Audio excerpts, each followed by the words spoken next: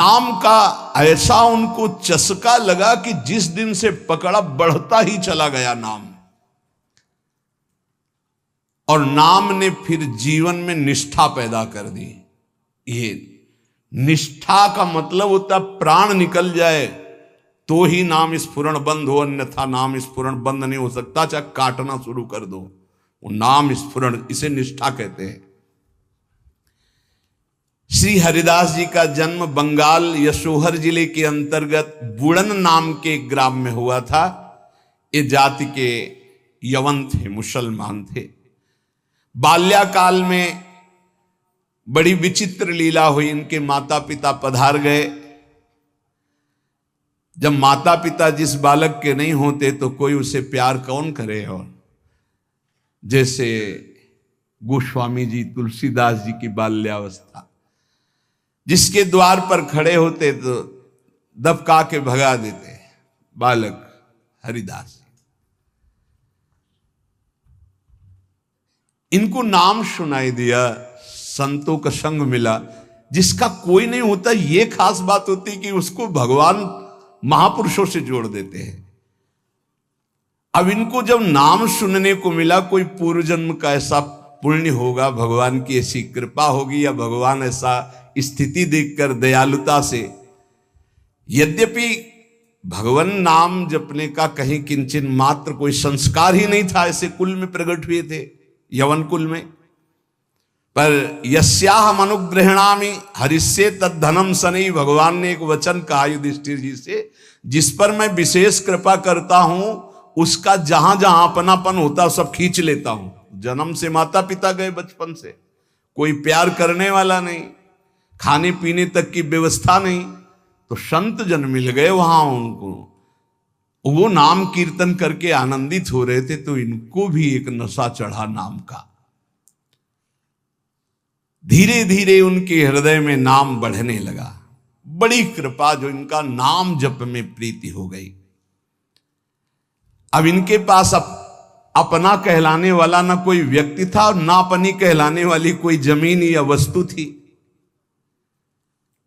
थोड़ा बड़े हुए तो घरों के सामने ऐसे मांग लेते, भूख लगी कुछ दे दो, तो कोई रोटी दो रोटी दे देता, बस पा लेते। गांव के बाहर वृक्ष के नीचे बैठकर बस कृष्ण कृष्ण की रट लगा देते।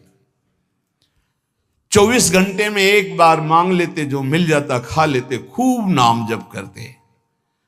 अब ये घर छोड़कर बेनापुल नाम के घोर निर्जन वन में एक फूस की कुटी बनाकर अकेले रहते। अखंड ब्रह्मचारी, भिक्षावृत्ति, और बस नाम का निरंतर गान जप, ऐसे जोर जोर से नाम का कीर्तन करते हुए जब ऐसा तेज प्रकट हुआ कि जो देखे इनको लुभायमान हो जाए। ब्रह्मचर्य में बड़ा तेज होता है। अगर शरीर रोग ग्रसित ना हो और संयम से चल रहा है तो लाखों करोड़ों के बीच में उसका अलग चेहरा दिखाई देगा कि ये अलग है। ब्रह्मचारी का पहचान होती, वो चिकनाहट से नहीं होती पहचान। चिकनाहट तो अभक्ष पदार्थ खाने वालों के भी चेहरे में होती है। उसका तेज, उसके नेत्र, उसकी वाणी, उसका आकर्षण, लाखों में अकेला वो नजर आएगा। आजकल के 13-14 वर्ष के नए नए बच्चे ऐसे गंदी वासनाओं के शिकार हो रहे हैं, बड़ा हृदय पीड़ित होता है। छोटे छोटे बच्चों को गलत शिक्षाएं बच्चों से मिल गई या मोबाइल से मिल गई, सर्वस्व नाश कर रहे। जिस समय लावण्य प्रकाशित होने की नव किशोर अवस्था, उसी समय नष्ट हो जाते हैं। जो देखता ठाकुर हरिदास जी को प्रभावित हो जाता। क्या दे दूं, ऐसा लगता क्या दे दूं, कैसे हमसे बात करें, ये हमारी तरफ हेर ले, नेत्र नीचे, बस नाम चल रहा है। जब भिक्षा के लिए जाते तो प्रभावित होकर लोग, एक समय था कि दबका देते, एक समय था मांगने से एक आध रोटी, लोग हाथ जोड़े खड़े रहते, हमसे ले, हमारे पास बैठ के पालो। पर इनका भगवान नाम चल रहा है, ना बोलना किसी से, ना नाम का तार टूटना, बस धीरे धीरे निरंतर नाम उच्चारण करते रहना। भगवान नाम का इतना प्रभाव पड़ा कि जहां वो बैठ जाते वो स्थान पवित्र हो जाता, वहां लोगों को शांति मिलने लगती। ये प्रभाव होता है। इनका यश फैलने लगा दूर दूर तक। अब लोग इनके दर्शन करने के लिए आने लगे। तो जब लाखों की श्रद्धा होती तो 10-5 ऐसे दुष्ट स्वभाव के होते हैं कि उनको ईर्ष्या होती, जलन होती है, अपने आप होती। महापुरुषों से उनको जलन होती है। वो भगवान की लीला होती है। क्या लीला होती है? डंडे में ही झंडा फहराया जाता है। तो ये जो दुष्ट लोग ईर्ष्या करके भक्त को सताते हैं, ये डंडे का काम करते हैं, उनका यश फहराते हैं। जो दुष्ट और ईर्ष्यालु लोग हैं उनको असह्य हो गया यश। लाखों लोग जब हरिदास जी के दर्शन के लिए हो, तो उसमें से ऐसे भी लोग थे जिनके भारी ईर्ष्या पैदा हुई, कैसे इनको नष्ट किया जाए। ये ऐसे होते हैं ईर्ष्यालु। पूज्य उड़िया बाबा का जब वृंदावन में यश प्रकट हुआ तो कुछ लोगों ने चंदा इकट्ठा करके बाबा की बीच सत्संग में नाक काटने के लिए आदमी तय किया। वो आदमी चाकू छुपा के गया प्रणाम करने की मुद्रा, और ऐसे जीव तो वहां उनके पार्षद जो मोरछली डरा रहे थे बहुत सावधान, तत्काल पकड़ते पकड़ते चावल भर नाक में चाकू चली गई। बाबा उनको तत्काल एकांत लय गुफा में ले गए और कहा, भैया हमने कभी कोई कटु वचन आपको कहा क्या? तो रो पड़ा। बोले, बाबा पैसे में, गरीब आदमी हूं मैं, पैसे में बिक गया। मुझे अमुक अमुक ने इतने रुपए दिए हैं और कहा इसके बाद इतने रुपए और देंगे। मैं हाथरस का हूं, मैं गरीब आदमी हूं, केवल पैसे के लिए काम। मैं आपको नहीं जानता था पर हमसे कहा गया कि जाइए और ऐसा कर। बाबा मुझसे बहुत गलती। बाबा ने कहा कोई बात नहीं है, कुछ पैसे अपनी तरफ से दिलाए और कहा हाथरस की गाड़ी में बैठाल के आओ। अपने जनों से कहा कसम हमारी है अगर इसको एक शब्द भी कहो। तो सम्मान पूर्वक उसे हाथरस सुरक्षित भिजवा दिया। अकारण द्वेष मानने वाले पैदा हो जाते हैं जब किसी का यश होता है। कैसे इनका यश नष्ट हो? ये ईर्ष्यालु एक रामचंद्र खां नाम के बड़े जमींदार थे। यार हमारे पास तो जमीन रुपया पैसा, कोई नमस्कार नहीं करता है। 2 रोटी मांग के खाने वाला, नाम जपा, इसको जिसको देखो प्रणाम करता चल। ये लगता है लेकिन कौन भाई? बोले बाबा जी। बाबा जी मतलब बाबा जी तो एक लगता है क्या है, मतलब बाबा जी क्या है? उसको लगा मैं जमींदार हूं, रुपया है, पैसा है, हमें तो कोई नमस्कार नहीं करता है। इसको जो देखो नमस्कार कर रहा है, कैसे इसका यश नष्ट करूं? तो पहला बाण होता है कामिनी। जब कभी किसी को नीचा दिखाना होता है, ऐसा होता है। जब कभी किसी का यश होता है तो विविध प्रकार की माया के पार्षद अपना प्रयास करते हैं। तो उसने विचार किया कि इसका कैसे नाश किया जा सकता है, कैसे नीचा दिखाऊं, इसके बड़े हुए यश को कैसे मिट्टी में मिलाऊं। जमींदार तो था ही, पैसे थे ही। उसने विचार किया कि इनके पतन करने के लिए, इनका पतन भी करूं, उपहास भी करूं, दोनों बातें हो जाएंगी। उसने नवीन अवस्था की वैश्या 2 जो उसके परिचय में थी, उनमें से एक को देखा जो बहुत प्रवीण, बहुत सुंदर, बहुत चालबाज, चतुर। उसे कहा जितना रुपया चाहोगे उतना देंगे, बस इनकी कुटिया में जाओ, इनको पतित कर दो, फिर हम अल्लाह मचा देंगे और तुम हां बोल देना। वो पैसे में बिकने वाली उसको तो क्या, पर सीमी की चाप सके को ताशु, बड़ रखवार रमापति जाशु। जिसके बड़े रक्षक भगवान है उसको कौन पतित कर सकता है, नीचा दिखा सकता है। एक बार गदाधर भट्ट जी का बहुत बड़ा यश फैला हुआ था। जब वो सत्संग करते तो हजारों लाखों लोग सत्संग का आनंद लेते। तो उसमें एक कल्याण सिंह नाम के जमींदार धनी मानी आते थे। अब सत्संग में संयम की चर्चा होती, तो जब से सत्संग सुना उन्होंने अपनी पत्नी से बात नहीं किया। गृहस्थ धर्म का जो संयोग है उन्होंने बात ही नहीं की। पत्नी ने देखा कि हमारे वर्षों होते जा रहे हैं और हमारे पति हमारे हाथ से गए। यद्यपि उनके सौम्य बर्ताव, बड़ा साधुता का बर्ताव, पर वो काम से पीड़ित होकर के हमारे जीवन में आग लगाने वाला एक गदाधर भट्ट जी हैं। अगर ये कथा ना करते तो हमारे पति का स्वभाव न बदलता और हमारा जीवन गृहस्थ धर्म नष्ट ना होता। देख लेंगे हम इनको। और वो जमींदार धन था। एक भिखारिन गली में जा रही थी मांगती हुई, बुलाया उसको और गर्भवती थी। बोले तुम्हारे गर्भ का खर्चा, परिवार का खर्चा जब चाहोगे उतना धन देंगी, बस एक बात है।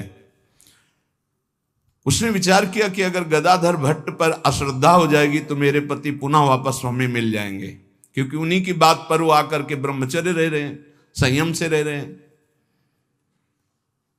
बोले तुम कथा के बीच में जाओ और कह दो जब ये नहीं था तब तो खूब आते थे और जब ये दे दिया तो आने बंद कर दिया, आप क्या व्यवस्था होगी इसकी, बस इतना तुझे बोलना है।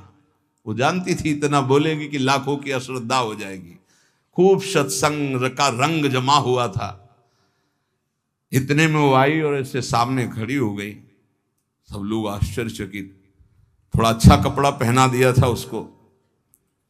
उसने कहा महाराज अब तो प्रवचन में लग गए, जब गर्भ नहीं था तो खूब आते थे और जब गर्भ रह गया तो अब आए नहीं, इसका पालन कौन करेगा। बोले आराम से बैठो, जिसने गर्भ दिया अवश्य पालन करेगा, हर व्यवस्था होगी। बिल्कुल, वो तो कोई आश्चर्य उनको नहीं हुआ। वो समझ गए कि भगवान का कोई खेल है। उनका आराम से बैठो, पक्का जिसने गर्भ दिया उसका पालन करेगा। बोले बातों में मत फुसलाइए, आप समझ रहे हैं ना। अब काना फूसी हो, ये ऐसा भी है, हम तो ऐसा नहीं। अरे बोले हम तो पहले कह रहे थे। अब उनमें जो तर्क वाले, संशय वाले थे उनके गुट होने लगे, चर्चाएं होने लगी। अब हाहाकार मच गया। तो कुछ तो ऐसे भक्त थे जो प्राण दे दें तो उनका ऐसा हो ही नहीं सकता, ऐसा नहीं हो सकता। वो एकदम पागल हो गए कि ऐसा नहीं हो सकता। इसके बाद धीरे से सामने से गए, उसको इशारा किया बैग के लिए। वो उठी, पीछे आई। सत्य बोल, अगर सत्य नहीं बोली तो उसने कहा कि हमें क्षमा किया जाए। जब भय चारों तरफ से 50 आदमी श्रद्धालु कि मैं मर सकता हूं लेकिन मान नहीं सकता, ऐसा समझ गई कि मार डाली जाऊंगी। तो उसने कहा एक कोई कल्याण सिंह गए इनमें कथा सुनने वालों में, तो राजपूत थे तो तलवार और सब। हाँ मेरा नाम। बोले तो आपकी पत्नी ने इतनी हमको स्वर्ण मुद्राएं दी है और इतनी बाद में देने, केवल ये बोलने को कहा था, सो मैं बोल चल सभा में बोल। सभा में बुलवाया और भागे अपनी पत्नी के। गदाधर भट्ट जी ने कहा यही कथा सुना। अरे वो तो विकार से पीड़ित हो रही, तुम तो सत्संगी हो, धैर्य धारण को कुछ नहीं। क्या ये भगवान की अनुकूल प्रतिकूल माया की लीलाएं होती रहती। शांत, पुनः सत्संग शुरू। और कहा मैं वचन दो हमारे सामने कि तुम अपनी पत्नी को एक शब्द भी नहीं कहोगे। और देखो गृहस्थ में संयम का ब्रह्मचर्य रहा जाता है, उसमें अखंड ब्रह्मचर्य नहीं रहा जाता। पाणी ग्रहण किया है तो संयम पूर्वक, जितना आप प्यार पूर्वक संयम से ब्रह्मचर्य रहो, फिर गृहस्थ धर्म का समझाया उनको। तो ये बड़े बड़े महापुरुषों के जीवन में होता है। रामचंद्र खान ने एक वैश्या से कहा तुम जितना रुपया मांगोगे देंगे, इनको भ्रष्ट कर दो, फिर हल्ला मचा देंगे, फिर इनका सब यश धूल दूषित हो जाएगा। पर उनको ये नहीं पता था कि ये भगवान के दास हैं, इनकी सुरक्षा स्वयं भगवान करते हैं। करो सदा तिनके रखवारी, जिम बालक राखे महतारी। जैसे मां दिखाई नहीं दे रही, बालक खेल रहा है, लेकिन पक्का मानिए मां की दृष्टि वही है, अपने बच्चे पे है। कहीं कोई ऐसी बात ना हो जाए जो हमारे बच्चे को दुख हो जाए। वो कार्य करती हुई एक दृष्टि में देखती रहती है। मेरे प्रभु अपने जन को हर समय देखते रहते हैं, हर समय से। जहां मेरा भक्त चरण रखे वहां रखूं मैं हाथ। बस लीला समझ पाना बहुत कठिन है भगवान की। संपूर्ण संसार एक तरफ विरोध करने लगे तो भी भक्त का बाल बांका नहीं हो सकता। जो होगा विधान भगवान की तरफ से होगा। पर नीच पुरुष अपनी नीचता से बाज नहीं आता। उसने 16 वर्षीय वैश्या को, जो बड़ी रूपवती थी, बड़ी प्रवीण थी, चालबाज थी, चतुर थी, उसको खूब श्रृंगारित करके भेजा, जाओ और उनको भ्रष्ट कर दो। जंगल में रहते थे।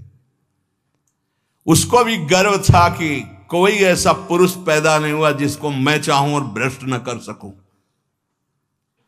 पर उसको क्या पता था कि परम पुरुष का दास ऐसा होता है। हरिनाम में डूबे हुए श्री ठाकुर हरिदास जी उसकी कुटिया में गए। ठाकुर हरिदास जी ने कृष्ण कृष्ण कृष्ण, शांत बैठे हो अपने कृष्ण कृष्ण, बार बार बोलना चाहती कुछ बात कर, हरे कृष्ण हरे कृष्ण।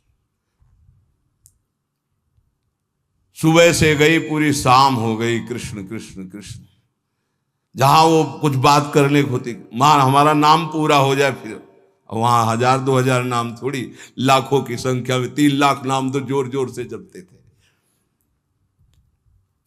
वो बार बार बैठी उनकी मुख कांति को देखती रहती, बैठी रही। शाम हुई, सोचा रात्रि में बात तो हो ही जाएगी।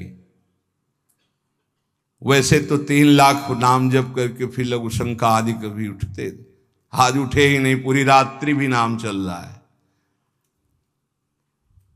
वैश्या फिर गई, श्रृंगार वंगार करके फिर दोबारा आई, फिर नाम कीर्तन। जब बीच में बोलने की बात करती तो हरे कृष्ण कृष्ण। कितनी कृपा वैश्या के ऊपर। ऐसे महापुरुष को बराबर देख रही, उनका नाम सुन रही।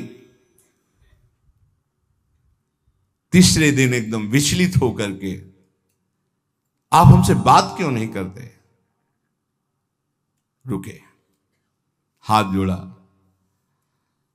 और कहा आपसे अच्छे से बात करूंगा, हमारी नाम जप की अभी संख्या पूरी नहीं हुई, उसको पूरी हो जाए।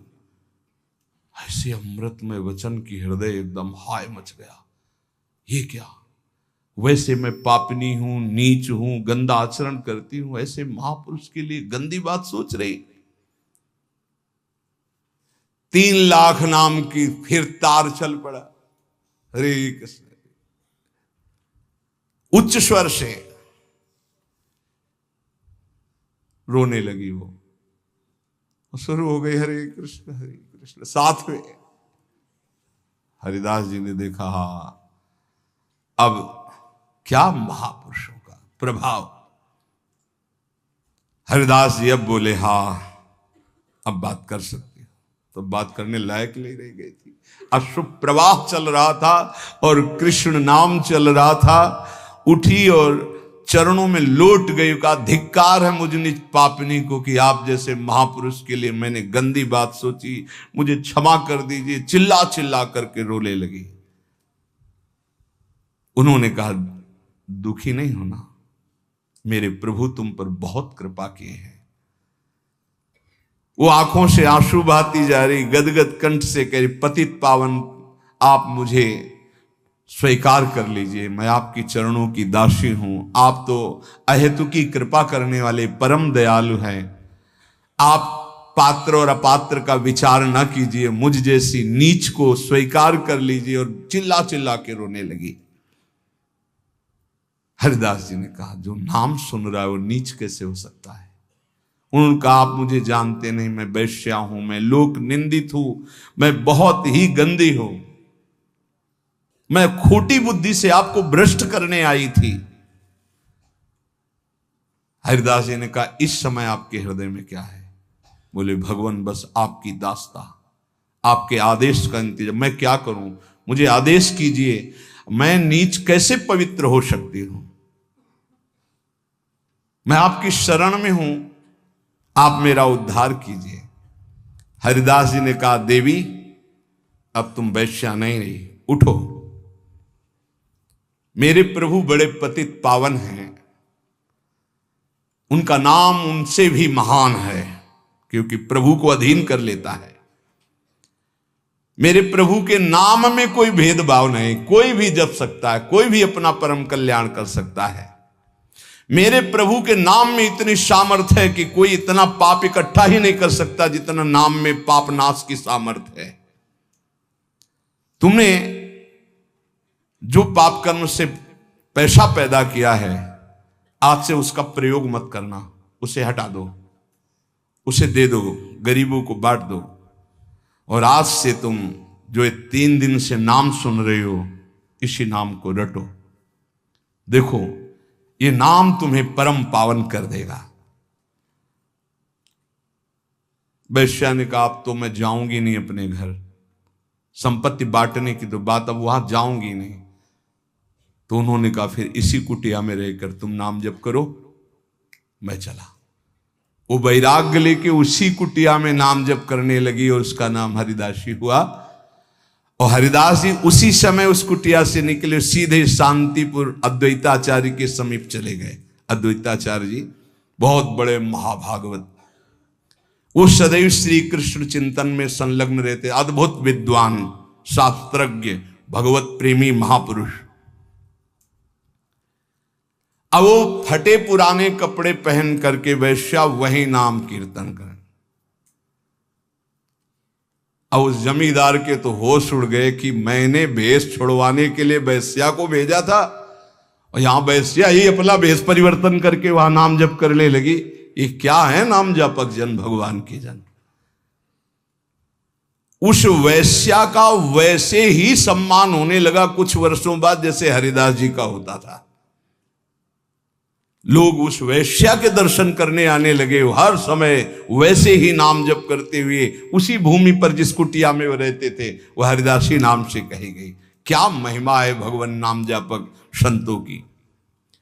और इधर रामचंद्र खां ने अपने कुकृत्य का फल पाया कि बादशाह का कोई अपराध बन गया, साबित हो गया, नहीं अपराध होने पर भी, तो तत्काल आदेश हुआ, सारी संपत्ति और जमींदारी उसकी जब्त कर ली गई, उसको जेल में डाल दिया गया। ये साधु अवज्ञा तुरंत भवानी, कर कल्याण अखिल के हानि। कोई ऐसा मुकदमा, कोई ऐसी बात आ गई जिसमें उनका अपराध साबित हो गया और सारी संपत्ति जमींदारी जब्त कर ली गई, उनको जेल भेज दिया गया। खाने की भी व्यवस्था भंग कर दी गई, जेल में भारी कष्ट उनको दिया गया। पक्का जो भक्त का अपमान करता है, भक्त को नीचा दिखाना चाहता है, उसकी दुर्गति पक्की हो जाती। यहां तो ये ब्याज है, मूल तो और मिलेगा। महात्मा हरिदास जी विश्वास के तो मूर्तिमान स्वरूप हैं। उन्होंने नाम को ही अपना जीवन माना, भगवान निष्ठा उनके हृदय में अटल भाव से थी। बेनापोल की निर्जन कुटिया में उस वैश्या का उद्धार करके उसे हरिदासी बनाकर आप शांतिपुर आ गए, अद्वैताचार्य जी के पास। शांतिपुर के समीप ही फुलिया नामक ग्राम में एकांत में छोटी सी फूस की झोपड़ी बनाकर अहरनिश कृष्ण नाम जप रहे थे। उस समय बादशाह यवन ही था और वहां के बड़े बड़े काजी अधिकारी यवन ही थे। भारी अत्याचार उन लोगों का था, यहां तक कि उनके धर्म के विरुद्ध कोई चू नहीं बोल सकता था। सत्ता थी। अब जब वहां काजी को पता चला कि रात दिन ये नाम जप करता है और यवन धर्म से इसका जन्म है, तो उनके मन में आया कि इसको दंड दिलाया जाए, कि बड़ा इसका सम्मान हो रहा है। काजियों का ये समझो एक तरह के वो बादशाह ही होते थे, बादशाह उन्हीं के इशारे से चलते थे। गोराई नाम का एक काजी था जो बहुत ही कठोर और कर्कश स्वभाव का था। हरिदास जी का प्रभाव देखकर वो ईर्ष्या से देखता। मतलब कुछ लोग ऐसे देखते हैं कि बस उनके पास जो है वो भस्मासुर वाली ताकत नहीं है कि हाथ धर दे भस्म हो जाए, नहीं तो भक्तों को वो भस्म ही कर दे, ऐसी दृष्टि होती है। वो दृष्टि से पता चलता है। वो हरिदास जी को ऐसे देखता कि कैसे इनको नष्ट कर दूं।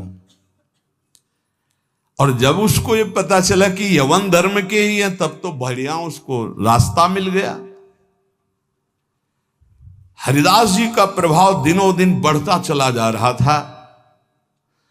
उसने विचार किया कि यवन धर्म के होकर के हिंदू धर्म का नाम ले रहे हैं, ये तो कुफ्र है, काफिर है, ऐसा काजी ने विचार किया।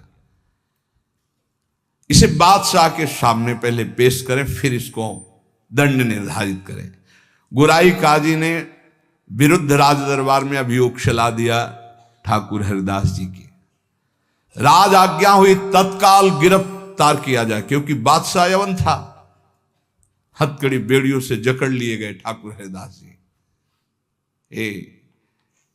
डरना नहीं, ये डिग्री वालों की बात है जो उच्च कोटि के महापुरुष है। तुम मत सोच लेना कि हम राधा राधा जपेंगे तो, हाँ ऐसा नहीं। भगवान वो सामर्थ्य देते, जो प्रहलाद जी को सामर्थ्य दी वही ऐसे भक्तों को सामर्थ्य देते। ऐसा नहीं है कि अपने सामर्थ्यहीनों को ऐसा प्रश्न कर, ऐसा नहीं, डरना नहीं कि भगवान बड़ी भारी परीक्षा लेते हैं। हथकड़ी बेड़ियों से जकड़ लिए गए और इनको पेश किया गया निरपराध हरिदास जी को अपराधी की तरह। बादशाह ने देखा 9 युवक तेज से प्रभावित, मानो पूरा सभा आश्चर्यचकित और आलोकित हो गई हो, प्रभावित हो गए जो यवन बादशाह थे, और कहा सम्मान से इनको बैठाला जाए। आसन दिया गया, आसन पे बैठे। हरिदास जी जब बैठ गए तो बादशाह ने कहा कि आपने स्वाभाविक धर्म परिवर्तन किया है, तुम्हारा जन्म तो मुसलमान के घर में हुआ है, और ये तुम्हारी, जैसे अपने भगवान का नाम लेते हैं तैसे अपने भगवान का नाम लेके बोले कि तुम्हारी तो कृपा ही जो है, जो यवन धर्म में तुम्हारा जन्म हुआ। बादशाह ने कहा तुम काफिरों का आचरण क्यों करते हो?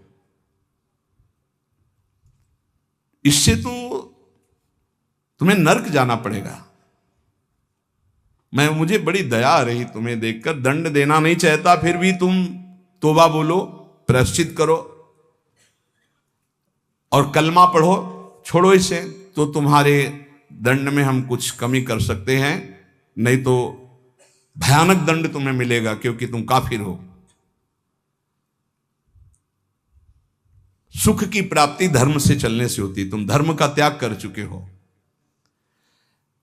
हरिदास जी ने कहा श्रीमान महाशय, आपने जो कुछ कहा आप अपने ज्ञान के अनुसार, विश्वास के अनुसार, धर्म के अनुसार ठीक बोल रहे हैं। आपका विश्वास आपको फल देता है, ठीक कह रहे हैं। क्या कोई हिंदू आपके धर्म को स्वीकार करेगा?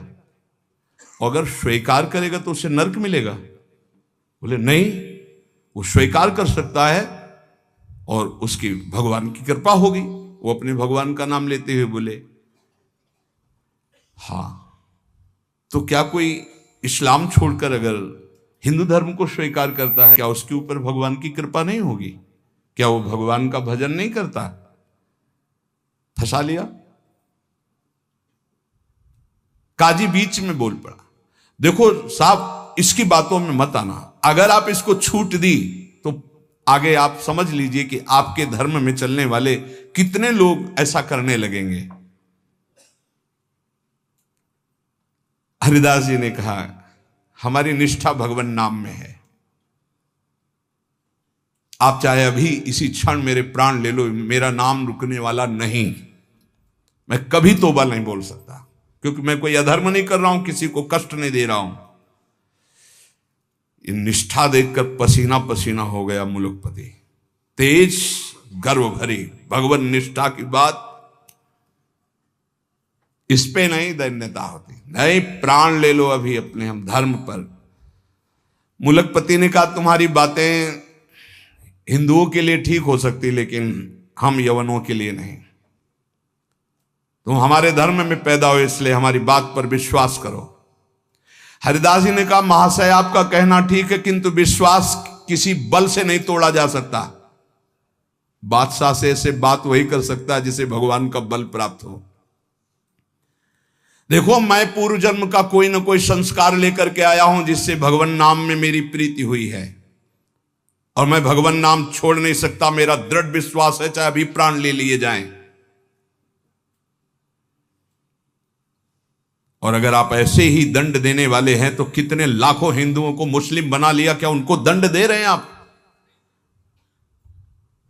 यदि ऐसा वो दंड के अपराध भागी नहीं बने कि हिंदू धर्म छोड़कर आपने उनको यवन धर्म में बना लिया, तो मैं यवन धर्म छोड़कर अगर नाम जप करता हूं तो मैं अपराधी कैसे हो सकता हूं? बादशाह चुप हो गया। गुराई काजी ने देखा यहां मामला तो उल्टा हो गया। तब जोरों के साथ कहा हम ये सब कुछ नहीं सुनना चाहते, इस जो धर्म के प्रतिकूल चले उसको दंड देना चाहिए। तुम अधर्म कर रहे हो, तुम काफिर हो, तुम्हें दंड मिलना चाहिए। काजी के बोलते ही बादशाह चुप हो गए, ना इधर कुछ बोल पा रहे ना इधर।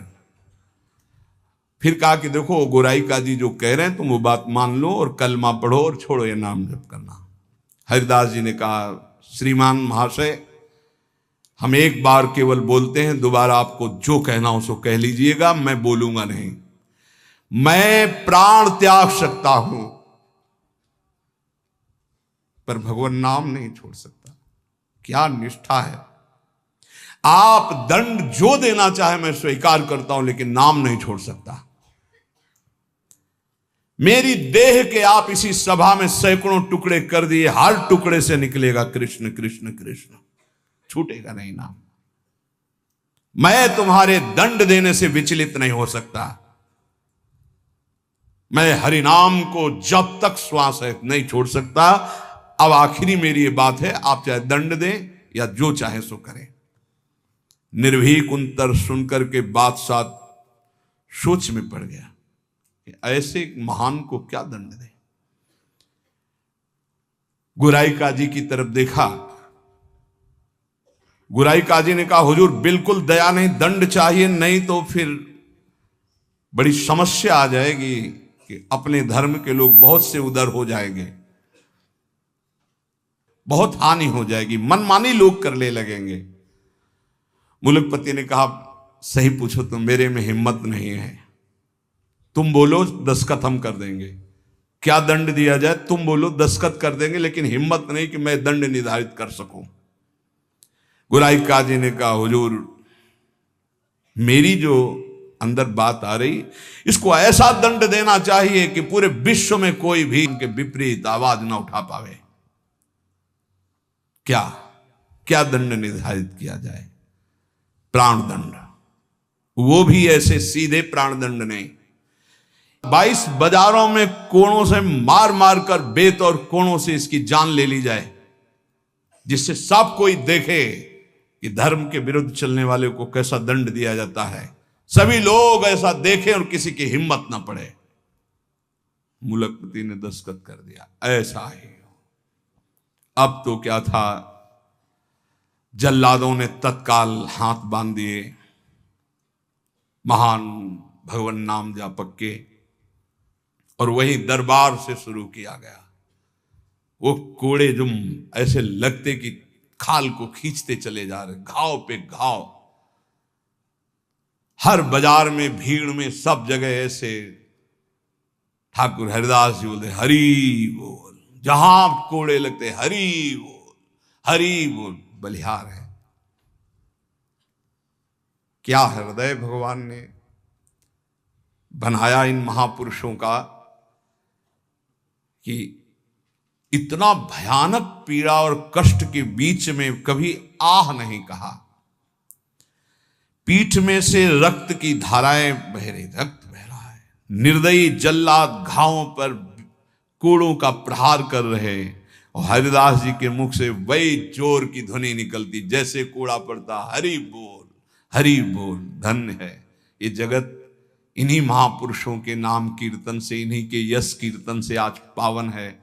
सत्य कहते हैं, इन्हीं महापुरुषों के प्रताप से आज हम कुछ हरि बोल, कृष्ण बोल, राधा बोल सकते हैं। नहीं, हमारी सामर्थ्य क्या, यही सब, ये साक्षात भगवत स्वरूप पार्षद अवतरित हुए जो ऐसी सामर्थ्य का दर्शन कराया।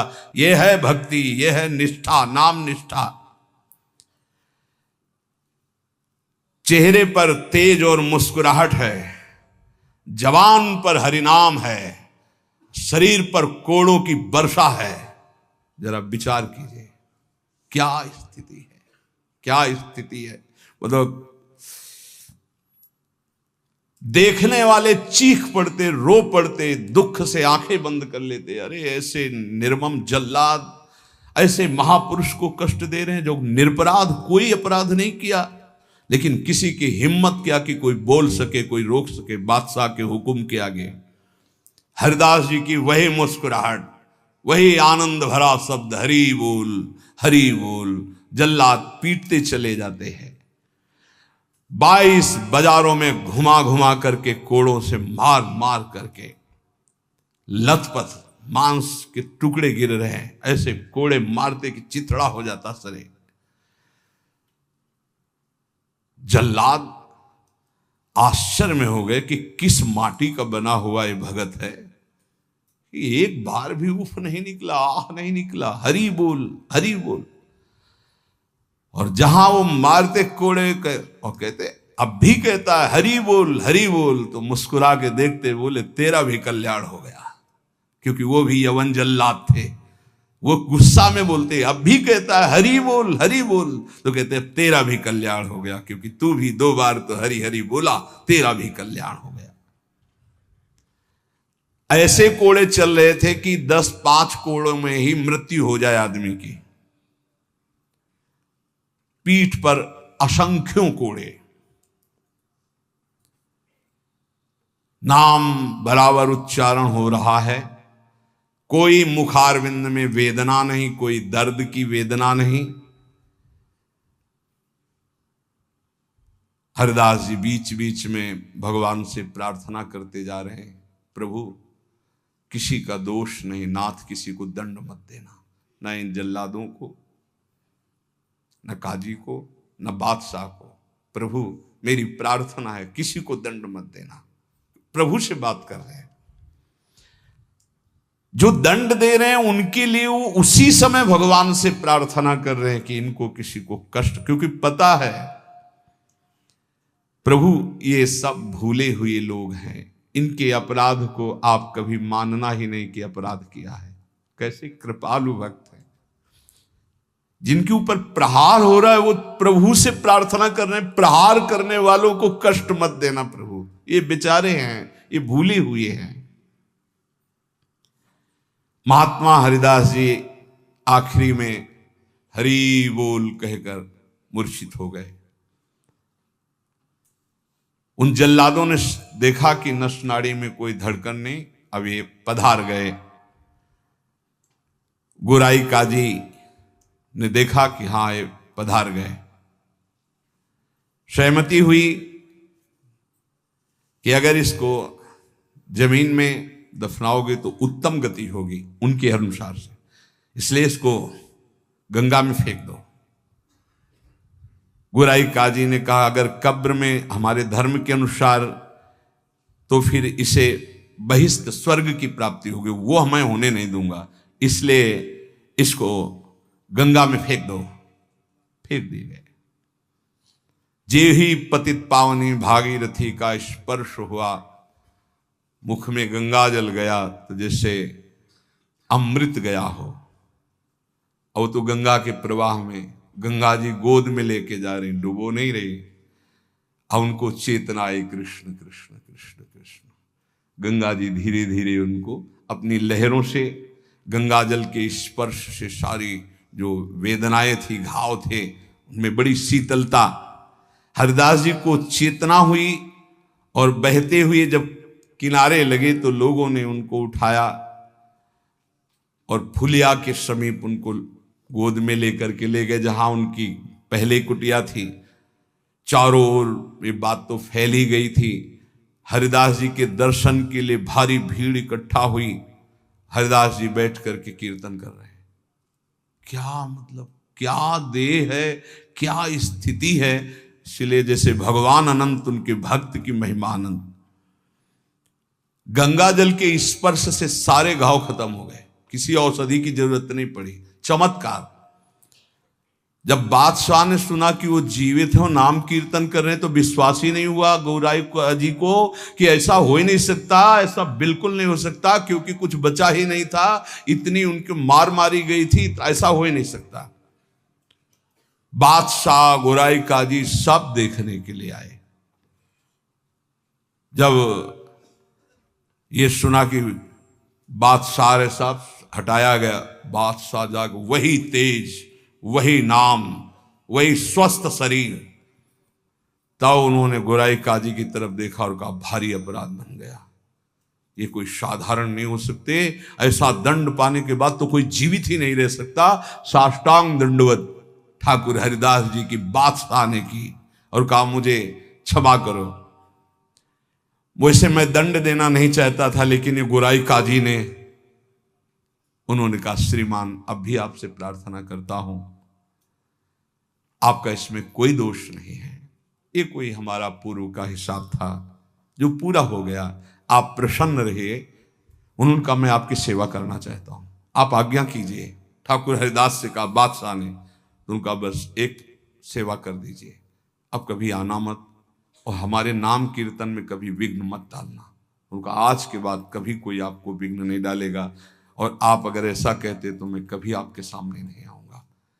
काजी को फटकारा और लेकर चले। हरिदास जी ने विनम्रता से कहा सुनते जाइए, आप कभी क्षोभ मत करना, इसमें कोई अपराध नहीं है। देखो मनुष्य शरीर में दुख सुख का विधान होता है, हर जीव को अपने कर्म भोगने होते हैं। निमित्त किसी को कर्म बना दे, आपको निमित्त बना दिया, ये तो मेरा ही कर्म था जिसको मैंने भोगा। ऐसे कोई कर्म पूर्व जन्म में किए होंगे जिनका फल मुझे भोगने को मिला, आप कभी क्षोभ मत कीजिएगा। हरिदास जी की ऐसी बात सुनकर फिर बादशाह लौट पड़ा, चरणों में पुनः प्रणाम किया। जितने भी वैष्णव ये सब आकर के बड़ा दुख प्रकट किए हरिदास जी के पास। क्या भगवान, कहां भगवान, आपके ऊपर कोड़े चल रहे थे, कहां भगवान थे, क्यों नहीं बचाए। हरिदास जी ने कहा आप लोग नहीं जानते, आप तो शास्त्र के मर्म को जानने वाले हैं, लेकिन भगवान की कृपा को जानते हैं। मुझे जो दंड मिला उसका कारण है मैंने भगवान नाम की अवहेलना सुनी राज दरबार में, और जीवित रहा, इसलिए मुझे दंड मिलना जरूरी था। और दूसरी बात, जिस समय मेरे ऊपर कोड़े चल रहे थे तुम्हें दिखाई नहीं दे रहा था, हरि ऐसे किए गए थे,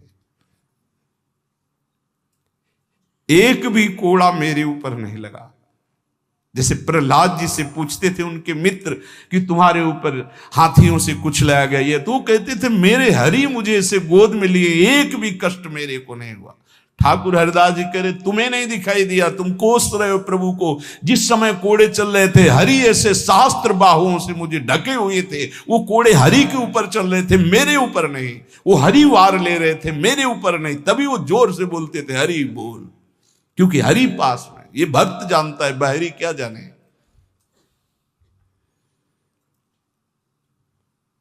मुझे तो तनिक भी दुख नहीं हुआ, ना क्लेश हुआ। बस आप सब भक्तों से यही कहते हैं, ठाकुर हरिदास जी कह रहे हैं आप अविश्वास मत कीजिए प्रभु पर, उनके नाम में अपार सामर्थ्य। मुझे जो सुख मिला है वो तुम्हें कैसे बताऊं। जिस समय नाम चल रहा था और कोड़े चल रहे थे, उस समय मेरे को भगवान ऐसे घेरे हुए थे, तुम्हें कैसे बताऊं। शरीर को इतना भी क्लेश नहीं था। ये भक्त ही जानता है। ऐसे उत्तर सुनकर समस्त वैष्णवों को हृदय में संतोष हुआ। नहीं तो एक क्लेश था, कहां है वो भगवान जिनका हम नाम लेते हैं, और ऐसे महान भक्त की खाल खींची जा रही है, और वो उस समय कहां है वो जो कहते हैं करो सदा तिनके रखवारी, कहां है। तब ठाकुर हरिदास जी ने बताया जैसे प्रहलाद जी को सैकड़ों बार भयानक पीड़ाएं दी गई, पर्वत के नीचे दबाया गया, सर्पों के विष से पिलाया गया, डसवाया गया, गैस में बंद किया, क्या क्या कष्ट नहीं, कुछ भी कष्ट प्रहलाद जी को नहीं होता था। हरिदास जी महाराज का स्वस्थ शरीर, वहीं फुलिया ग्राम में रहकर निरंतर भगवान नाम कीर्तन। उपासक, जीवन का सबसे बड़ा फल है नाम में प्रीति हो जाना। किसी भी प्रलोभन से लुभायमान होकर नाम मत छोड़ो, किसी भी भय से भयभीत होकर नाम मत छोड़ो, तो तुम्हें दिखाई देगा जैसे ठाकुर हरिदास को दिखाई दिया कि प्रभु हजार बाहुओं से ऐसे, तो एक भी कोड़ा ठाकुर हरिदास जी को दुख नहीं पहुंचा सका। कर तुम अकर तुम मन था, कर तुम श्री भगवान। इसलिए भगवत विधान से प्रारब्धानुसार दुख आवे तो हंसते हंसते उसे भोगो। राधा राधा राधा राधा राधा। कभी अविश्वास मत करो कि भगवान कहाँ, जो हमारे दुख की निवृत्ति नहीं कर रहे। नाम जप करोगे तो अपने आप ऐसा ज्ञान हो जाएगा, अपने आप ऐसी स्थिति आ जाएगी, हर दुख सहने की स्थिति आ जाएगी, हर सुख सहने की स्थिति आ जाएगी। सुख सहन घमंड नहीं, हर्ष नहीं, दुख सहन शोक नहीं, व्याकुलता नहीं, अंदर ही अंदर एक परमानंद की अनुभूति नाम से होती है। अभी वो स्फुरित नहीं हुआ, इसलिए मन विषयों में भाग रहा है। जिस दिन हृदय में परमानंद स्फुरित होगा, आप मन दौड़ाना भी चाहेंगे तो नहीं हटा पाएंगे प्रभु के नाम से मन।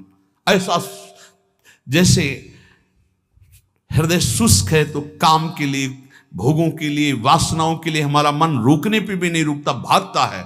और जिस दिन निज सुख मिलेगा, भगवदानंद मिलेगा नाम जप से, उस दिन आपके सामने भोग सुखद होंगे संसारिक, और आपको भोगने की इच्छा नहीं होगी, और आपको भोग के लिए प्रेरित किया जाए तो भी आपके मन में घृणा ही होगी, इच्छा ही नहीं होगी। वो निज सुख है। वो जिस समय स्फुरित होता है तब वो त्रिभुवन विजेता हो जाता है। कोई भी लोकांतर का भोग उसे प्राप्त नहीं कर पाता, और वो सुख नाम से मिलता है। नाम जपते जपते परमानंद का अनुभव होता है, दसों दिशाएं आनंदमयी हो जाती हैं। भाव कुभाव अनख आलसहु, नाम जपत मंगल दिश दसहु। इसलिए भाव बने ना बने, श्रद्धा बने ना बने, नाम शुरू करो। ऐसे पकड़ो कि नाम ना छूटे, चाहे प्राण छूट जाए तो जन्म जन्म की बिगड़ी बन जाएगी। भगवान का सानिध्य तुम्हें अनुभव होने लगेगा कि भगवान तुम्हें कितना दुलार कर रहे हैं, प्रियाजू आपको कितना दुलार कर रहे हैं। इसलिए हठ पूर्वक नाम में प्रीति करो, नाम जपने का अभ्यास करो। इसी से सब हो जाएगा। ज्ञान, वैराग्य, भक्ति, प्रेम, योग, जो चाहोगे सब प्राप्त हो जाएगा।